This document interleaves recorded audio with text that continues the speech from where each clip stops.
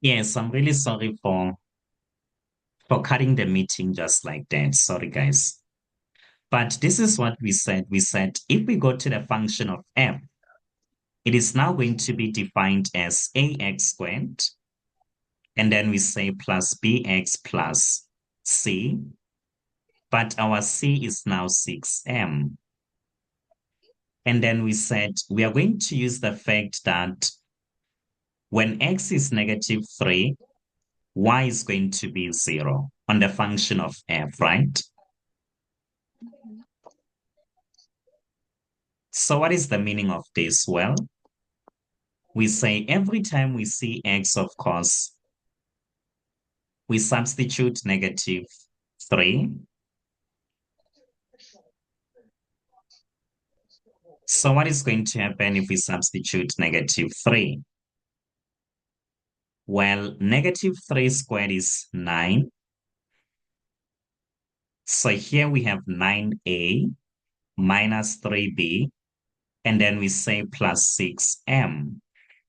Remember what is our aim, is to express a in terms of m, right? But now we can see that we have b, which is unnecessary. We are not supposed to have b in the final answer. So the best way to destroy b is to make b the subject of the formula.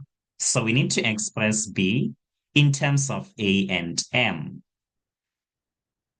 But now another thing that we realize is we now have a single equation that has 3 variables.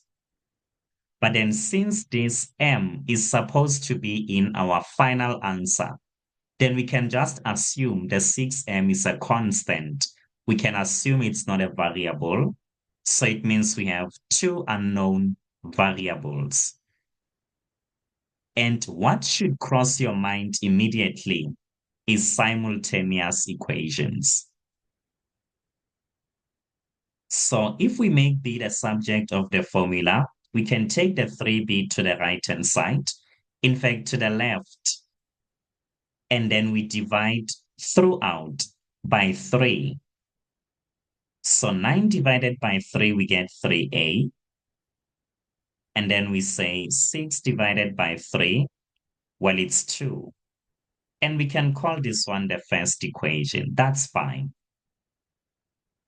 And then we still go to this parabolic function and use the fact that when x is 2, y is going to be 0.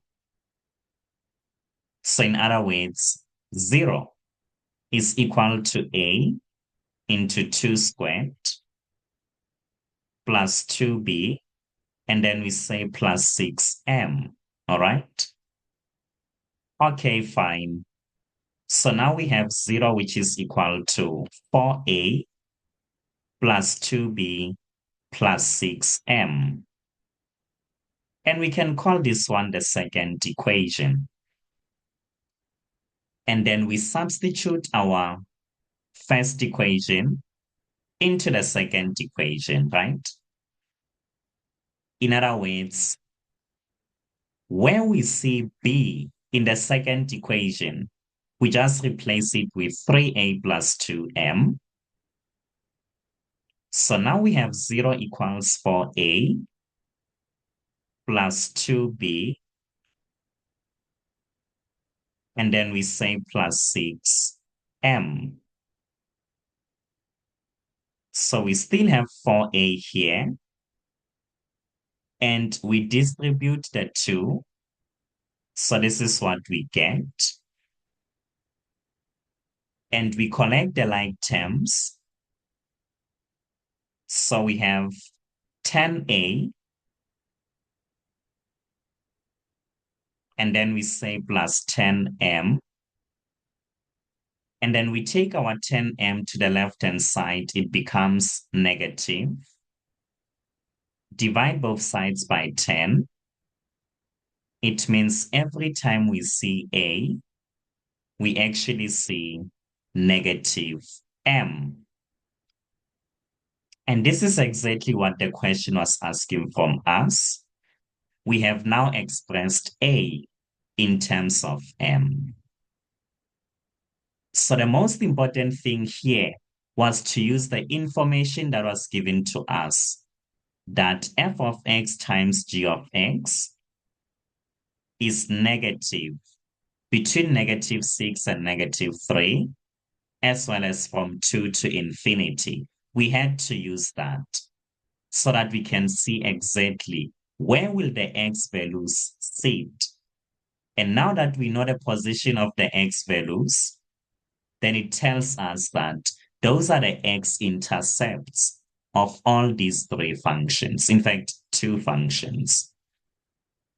And then we use those x-intercepts, we substitute them into the equations of these two functions. And from this point, it's just a matter of substitution. And we should be fine.